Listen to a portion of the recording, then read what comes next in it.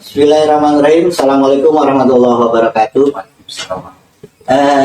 Teman Bapak, karena ya nak, asa yogi anak. Alhamdulillahirabbil alamin. Allahumma sholli ala sayyidina Muhammad wa ala ali sayyidina Muhammad. Yang kami hormati Bapak Kepala SMKN 1 Cibatu, dan sekaligus beliau juga alhamdulillah mendapat tugas tambahan selaku Kepala SMKN 1 Bungursari juga ya Pak.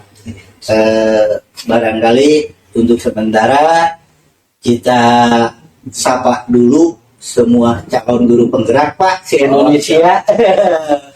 Mudah-mudahan ini wawancara pada kesempatan pagi ini itu memberikan inspirasi bagi kita semua, khusus CGP, calon guru penggerak angkatan 11. Perkenalkan, nama saya Edi Kusnadi, asal unit kerja SMKN 1 Cibatu, yang pada kesempatan kali ini bersama pimpinan kami ya, yang terhormat Bapak Dudi Setiadi SPD. Beliau ya diberikan kepercayaan memimpin sekolah kami, yang alhamdulillah pada kesempatan kali ini kurang lebih memasuki tahun ketiga ya Pak di sini. Ini baru 1 tahun Pak. Oh, baru 1 tahun. Ternyata alhamdulillah Bapak ya diberikan kepercayaan itu barangkali sudah hampir berapa ya Pak? 1, 2, 3, 4, 5 sekolah barangkali ya Pak. Ini cukup menarik untuk diwawancarai, terutama berkaitan dengan kebijakan-kebijakan beliau ya dalam rangka menggali suatu kasus berkaitan dengan dilema etika, yang mana dilema etika suatu pengambilan keputusan di mana ada nilai-nilai kebajikan ya, kalau berdasarkan 4 paradigma, 3 prinsip dan 9 langkah. Namun untuk dilema etika ini sedikit barangkali Pak, jadi pengambilan keputusan benar lawan benar begitu. Nah, barangkali untuk yang pertama mohon izin untuk mengajukan beberapa pertanyaan, bagaimana barangkali Bapak itu memahami dulu sementara 2 istilah yang namanya dilema etika dan rujukan moral barangkali Pak. Mohon maaf. Ya, kalau tadi Bapak sudah sampaikan sih, benar PS benar. Jadi artinya kita perlu pertimbangan yang matang kalau misalkan memutuskan hal yang kedua-duanya ya benar. Jadi tidak bisa kita memutuskan, walaupun misalkan kita seorang pimpinan, kita harus belajar menghormati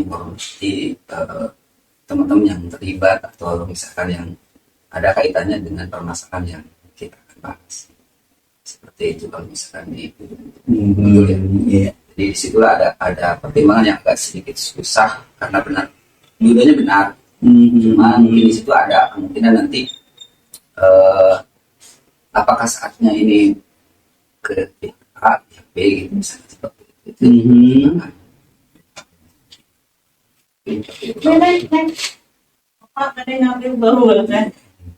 Selama ini barangkali Pak, bagaimana Bapak selaku kepala menjalankan pengambilan keputusan di sekolah ini, terutama untuk kasus yang benar-benar ini sangat-sangat bertentangan gitu ya. Tadi A dan B-nya gitu. Untuk cara mengidentifikasinya barangkali Pak, gimana? Bapak misalkan mengambil kasus dari karena banyak yang kita alami ya. Misalkan kasus bullying, Bapak harus kenaikan kelas. Nah, Bapak mau ngambil yang mana atau yang lain boleh. Oke, siap. Ya, karena kalau misalkan kita cerita secara umum general kan, saya cerita yang mana dulu gitu. Ada sedikit. Bagaimana kalau kita angkat berkaitan dengan standar mutu, Pak? Gitu. Standar mutu pendidikan. Standar mutu pendidikan. Salah satu contoh kasus begini. Kita kan sekolah sekarang sedang gembor-gembornya untuk meningkatkan mutu ya, Pak. Karena kita mendapatkan label sekolah pusat unggulan, terus sekolah masagi, dan yang lainnya. Sejak kepemimpinan Bapak itu kita terus berbicara mengenai tentang mutu pendidikan. Namun di sela itu juga masih ada salah seorang guru barangkali Pak yang belum kompeten gitu, sehingga kualitas ataupun yang lainnya di salah satu akademiknya kurang kompeten. Nah, barangkali kalau kalimat di kurang kompeten berarti harus dikompeten. Kalau misalkan gini, dia sebenarnya tahu memahami, tetapi dia enggan gitu, untuk melakukan. Nah, itu berarti kan yang tadi itu di dalam etika, kalau misalkan berjelas dia tidak kompeten ya harus. Jadi kan jelas ya Pak ya. Betul. Jadi kalau saya sih melihatnya kalau ke situ, nah mungkin tidak tergolong di dalam etika. Karena tadi kalau misalkan tidak kompeten, yang mesti ditingkatkan. Tapi kalau misalkan dianya nggak mau gitu, hubungan tingkatannya. Jadi maka di hal seperti itu, nah itu kan dilema, dikeluarkan tidak bisa, diberhentikan tidak bisa karena dia ASN. Nah, kalau itu maka kita gimana caranya agar dia itu mengikuti alur yang atau misi-misi yang kita buat. Tapi di situ ada beberapa hal. Ya misalkan gini, jika misalkan hal yang tadi terjadi, kita harus telusuri gitu. Mengapa salah satu guru tadi misalkan kok tidak mau ngikut apa? Nah, itu kan tadi Bapak diidentifikasi masih permasalahannya baik eksternal ataupun internalnya. Kenapa? Karena bisa saja dia itu terpengaruh.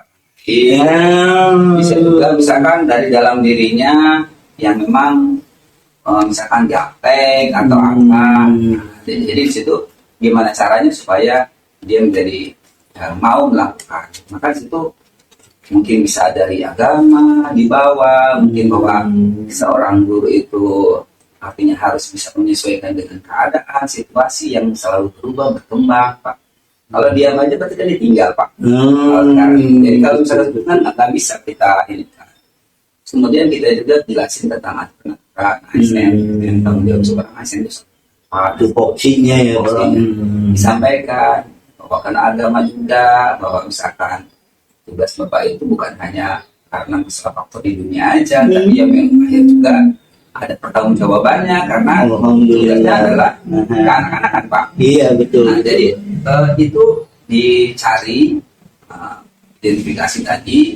Nah, barulah kalau misalkan sudah seperti itu, kita akan berikutnya nanti mungkin bisa menjadi harus tapi tindakannya bukan berarti tindakan membunuh dia gitu, karakternya menyingkirkan dia, menyikut dia, bukan. Jadi artinya kalau ada orang yang berbeda paham dengan kita, Pak, itu bukan berarti dia musuh kita, bukan kita harus musuhi juga, bukan kita harus tendang, bukan kita harus singkirkan. Nah, tugas kepala sekolah itu seperti orang tua ya Pak. Kalau orang tua itu sayang sama anaknya semuanya. Betul. Senakal-nakalnya anak, jahat-jahatnya anak, tetap itu adalah kita. Yang perlu kita bantu gimana caranya supaya dia tetap sudah kembang, Pak. Jadi artinya mereka beda paham itu bukan berarti dia tidak bisa, dia mampu menurut pandangan kami, tapi belum memahami. Kalau seandainya beliau itu memahami, pasti akan ikut Pak visi misi Iya, kita sama gitu. Dia paham itu, maka gimana kan kita pahamkan dia. Iya. Seperti itu yang Hal yang menarik barangkali Pak, hal yang menarik yang menjadi tantangan dan harapan ketika dihadapkan kepada dilema etika ini Pak, pengambilan keputusannya untuk diri Bapak barangkali. saya mungkin melihat kalau di SMK 1 ya Pak, ada banyak tantangan ya karena pengaruh tim kepemimpinan sebelumnya.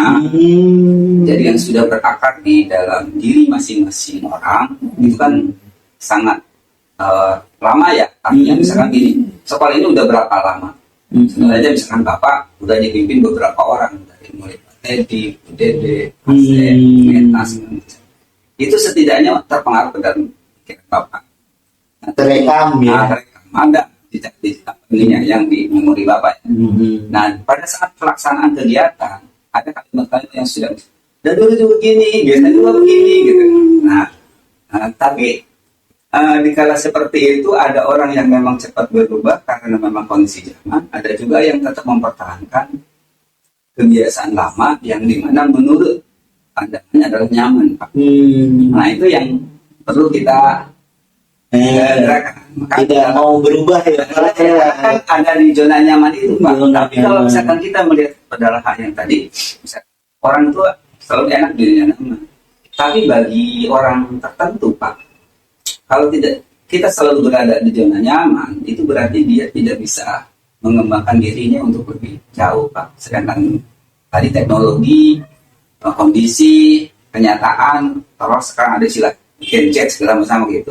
Kan tidak bisa gitu Pak. Kita harus selalu kasih artinya gini, kenapa Bapak dan Ibu yang ada di sini bisa jadi guru gitu. Tugas guru kan tadi harus bisa menyesuaikan dengan kondisi anaknya dalam kegiatan pembelajaran. Misalkan gini, kita harus masuk dalam dunia anak, terus kemudian bawalah dunia anak ke dalam dunia kita.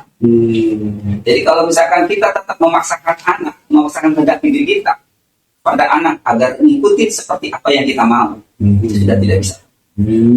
Nah, tapi justru kita masuklah dalam dunia anak senangnya apa, kemudian bawalah dunia anak itu ke dunia kita. Artinya setelah kita tahu, dikenal anak itu dan anak mau dekat dengan kita, artinya bisa saling curhat kan Pak ya? Iya. Jadi kalau sudah saling curhat, dia akan percaya sama kita, maka dia kalau misalkan kita berikan arahan sedikit saja dia akan ikut. Karena sudah percaya Pak. Betul. Tapi kalau misalkan kita belum apa-apa, kenal juga baru beberapa saat itu dengan anak, terus kemudian kita doktrin dengan hal itu, anak bisa nolak Pak. Kan pikirannya kan di dunianya.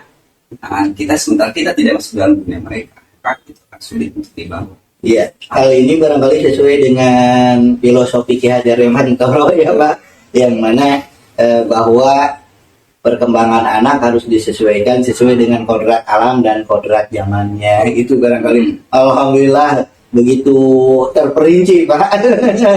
Dan barangkali yang terakhir ini Pak, menurut hemat Bapak barangkali yang mempermudah gitu ya dalam mengambil keputusan yang sifatnya dilema etika, yang mempermudah dulu gitu.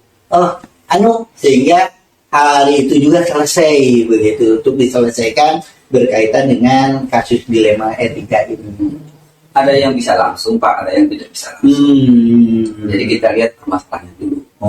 Kalau misalkan permasalahan yang bisa kita putuskan sekarang, saat ini juga kita bisa karena berdasarkan identifikasi tadi. Terus kemudian kita ramu, misalkan kita analisis, ternyata itu bisa diputuskan saat ini juga kita putuskan. Tapi kalau misalkan tidak bisa, kita tidak bisa langsung gitu, kita mencari data lagi tambahan, karena kalau salah membuat keputusan itu akan berefek Pak ke segala macam. Karena kalau pimpinan misalkan gini, tidak memikirkan diri sendiri Pak, tapi memikirkan semua orang yang ada di sini, baik misalkan anak-anak, guru gitu, lingkungan, nama baik sekolah, atas nama baik provinsi, KCD gitu Pak, bawa semua gitu. Banyak yang terlibat ya. Seperti itu. Nah itu barangkali Pak, untuk sementara terima kasih atas kesempatannya. Kami sudah mempelajari, mudah-mudahan apa yang baru Bapak sampaikan itu membawa paradigma berpikir kami itu lebih terbuka. Sekali lagi terima kasih. Assalamualaikum warahmatullahi wabarakatuh. Terima kasih Bapak. Bismillahirrahmanirrahim. Assalamualaikum warahmatullahi wabarakatuh. Waalaikumsalam. Selamat siang Bapak. Siang, Pak. Alhamdulillah. Gimana, sehat? Alhamdulillah. Alhamdulillah. Terima kasih atas waktu dan kesempatannya untuk bisa berwawancara barangkali, karena memang pada kesempatan kali ini kami ditugaskan untuk melaksanakan wawancara berkaitan dengan bagaimana tata cara mengambil kebijakan di sekolah, yang mana sementara ini kedudukan Bapak alhamdulillah selaku kepala sekolah di salah satu satuan pendidikan. Untuk yang pertama barangkali mohon maaf dikenalkan dulu Bapak. Ya, nama saya Parno.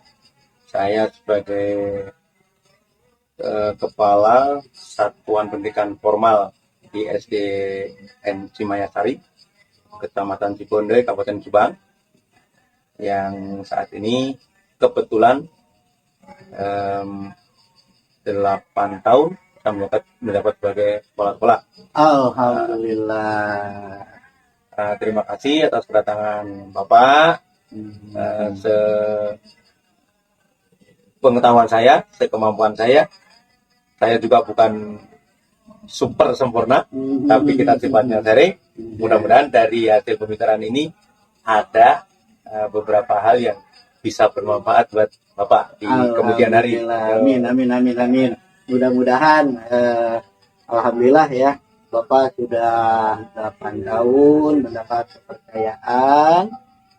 Barangkali begini Pak, selama ini bagaimana Bapak selaku kepala sekolah dapat mengidentifikasi kasus-kasus yang biasa terjadi di lingkungan sekolah Bapak yang merupakan dilema etika dan rujukan moral barangkali Pak? Kasus sebenarnya banyak, tetapi kalau difokuskan ke etika dan rujukan moral, contohnya ada beberapa orang tua yang kesadaran untuk pendidikan tinggi, otomatis dia peran serta di pendidikannya lebih bagus. Nah, tetapi karena orang tua tersebut kesibukan di rumahnya kurang bisa mengawasi putranya, maka putra tersebut di sekolah kami dia sering melanggar aturan, melanggar aturan yang ada di sekolah, walaupun aturan itu sudah disepakati dalam rapat awal tahun. Maka kami jalan keluarnya adalah memanggil orang tua tersebut, kita buka aturan awal dengan cara pendekatan, dan guru diikuti oleh kepala sekolah mengambil kebijakan untuk penanganan khusus anak tersebut. Jadi sekali lagi, anak jangan divonis, tetapi anak punya panggilan untuk bersekolah lagi dari pendekatan wali kelas plus kepala sekolah dengan orang tua tersebut. Nah, itu yang kami lakukan. Oke, berarti kalau demikian bahwasanya untuk dilema etika berarti kasus-kasus antara dua kebenaran ya Pak yang berhadapan. Berarti kalau saya simpulkan begitu juga kebenaran lawan kesalahan. Barangkali Pak, kalau kita ada satu kasus semisal ya, ini dalam hal pengambilan kebijakan yang Bapak ambil tentang nilai dan standar lulus nih Pak. Salah satu contoh studi kasusnya, banyak siswa yang tidak lulus ujian dan beresiko tidak naik kelas, yang dapat mempengaruhi reputasi sekolah Bapak gitu, yang Bapak pimpin.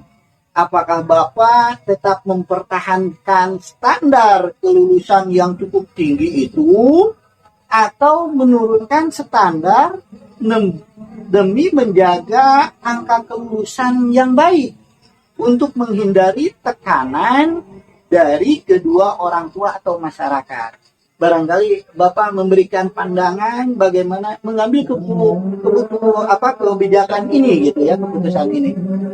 Untuk pengambilan keputusan tentang naik dan lulus berdasarkan standar kelulusan, ini kita ambil dari awal siswa itu punya kemampuan. Awas, sekali lagi, anak itu punya kemampuan. Seseorang anak ini di sekolah hanya berkewajiban untuk mengembangkan kemampuan anak tersebut. Dan anak tersebut bisa rendah dinilai pelajaran A, tapi tinggi dinilai pelajaran B. Nah, otomatis kita tidak bisa memutuskan bahwa anak tidak naik atau tidak lulus kelas karena kerendahan dari nilai itu sendiri. Nah, maka di kurikulum Merdeka itu pihak lembaga atau institusi melayani siswa yang punya kemampuan. Nah, kemampuan ini mungkin bisa satu bidang, bisa dua bidang. Dan jadi kalau sekolah itu mempelajari beberapa bidang, tetapi anak punya kemampuan satu atau dua bidang, ini adalah keistimewaan seorang anak tersebut, maka anak tersebut harus mau tidak mau dinaikkan atau diluluskan. Nah, satu, reputasi kita tidak mungkin jatuh. Yang kedua, prinsip pengembangan bakat dari anak pun terpenuhi. Nah, yang ketiga, prinsip ATS, anak tidak sekolah teratasi. Program dari pemerintah sekarang ada program ATS, anak tidak sekolah. Mau tidak mau, pihak lembaga, institusi harus mengatasi ATS yang digemborkan oleh pemerintah supaya Indonesia semua anak harus sekolah. Nah, perkara anak tersebut mampu di bidangnya, itu kemampuan dari lembaga untuk mencerna kemampuan siswa tersebut. Nah, kalau berdasarkan demikian berarti tidak ada nilai yang bertentangan kan Pak ya? Tidak ada. Karena memang tadi ada program pemerintah apa itu? ATS. Anak tidak sekolah. Tidak sekolah. Harus diatasi oleh lembaga dan institusi itu. Oh, jadi wajib belajarnya. Wajib belajar harus. Ya. Jadi kalau dapat saya simpulkan bahwasanya apa yang Bapak utarakan dalam pengambilan keputusan kebijakan tersebut ya termasuk kepada dilema etika ya Pak. Ya, benar. Dengan benar. Nilai kebenaran yang pertama bahwa tadi anak itu harus sekolah. Terus yang kedua, kebenarannya bahwa itu menjadi kewajiban lembaga atau institusi. Oh, institusi. Oh, itu ya. Untuk yang terakhir barangkali Pak, andaikan memang dari masyarakat itu sendiri itu, apakah nanti berpengaruh Pak terhadap tadi ini sekolah Bapak gitu? Justru kalau kita bisa memenuhi kemampuan maksudnya penelusuran minat anak dikembangkan di lembaga itu, otomatis kepercayaan masyarakat semakin bertambah. Menilai lembaga kita adalah lembaga yang bisa mengembangkan bakat anak setiap anak. Nah, itu yang saya alami seperti itu. Contoh, kalau anak seni, ini bisa di seni tradisional, bisa di seni nasional, mancing band, atau yang lain. Olahraga. Kalau olahraga bisa di tenisnya, bisa di bulu tangkisnya, bisa di volinya. Kalau di adatnya bisa pencak silat lah, bisa yang lain lah. Nah gitu. Ini untuk mengantisipasi anak itu punya kemampuan di bidang mana. Akademik udah jelas. Akademik udah jelas gitu. Itu yang kami sampaikan. Mudah-mudahan bermanfaat. Alhamdulillah, Bapak. Terima kasih. Mudah-mudahan Sama-sama. membawa pola pikir kami barangkali bagaimana untuk bisa mencontoh dalam pengambil keputusan yang bijaksana sesuai dengan 4 paradigma dan 3 prinsip serta ya 9 langkah dalam pengambil keputusan. Amin, mudah-mudahan. Supaya bijaksana dan supaya bermanfaat bagi kita semua maslahat. Amin. Itu saja barangkali Pak. Terima kasih atas waktunya yang telah Bapak pimpinan, Bapak Kepala berikan pada saya untuk melaksanakan wawancara ini. Terima kasih. Hadayallahiyakum ajmain. Assalamualaikum warahmatullahi wabarakatuh. Waalaikumsalam. Terima kasih Pak. Iya.